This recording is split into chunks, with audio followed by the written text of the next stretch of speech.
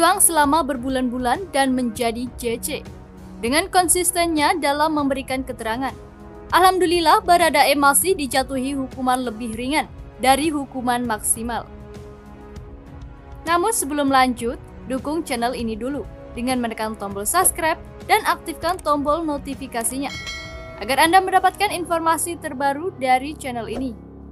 Jika sudah, kami ucapkan banyak terima kasih. Kejaksaan Agung RI menegaskan pelaku pembunuhan berencana tidak bisa menjadi justice kolaborator sesuai dengan peraturan perundang-undangan. Hal itu sebagai jawaban atas tanggapan dari Lembaga Perlindungan Saksi dan Korban yang merasa Baradae tidak sepatutnya dituntut 12 tahun penjara atas kasus pembunuhan berencana Brigadir Nofriansah Yosua Huta Barat. Untuk pelaku tidak bisa JC, ini pelaku utama.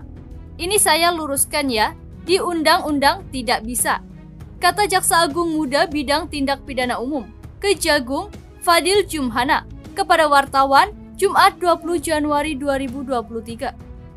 Sementara itu, Kepala Pusat Penerangan Hukum, Kejagung RI, Ketut Sumedana, juga menegaskan pemberian status JC ini tidak diatur dalam pasal 28 ayat 2 huruf A Undang-Undang RI Nomor 31 Tahun 2012 tentang perlindungan saksi dan korban.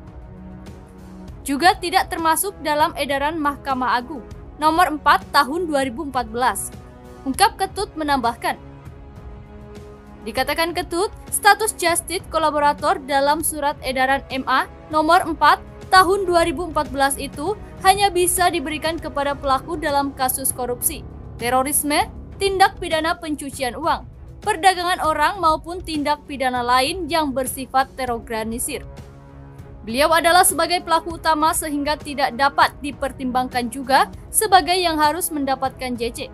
Itu juga sudah sesuai dengan surat edaran MA Nomor 4 Tahun 2011 dan UU Perlindungan Saksi dan Korban. Pungkasnya.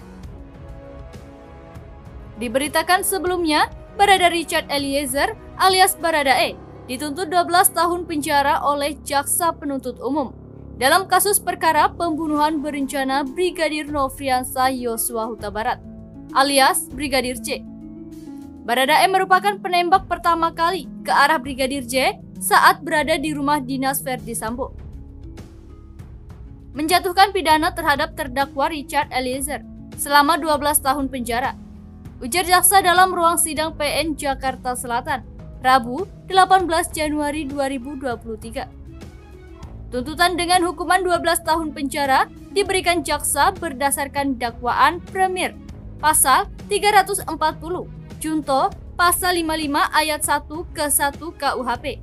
Hukuman itu lebih ringan dibandingkan dengan hukuman maksimal yang mencapai pidana mati.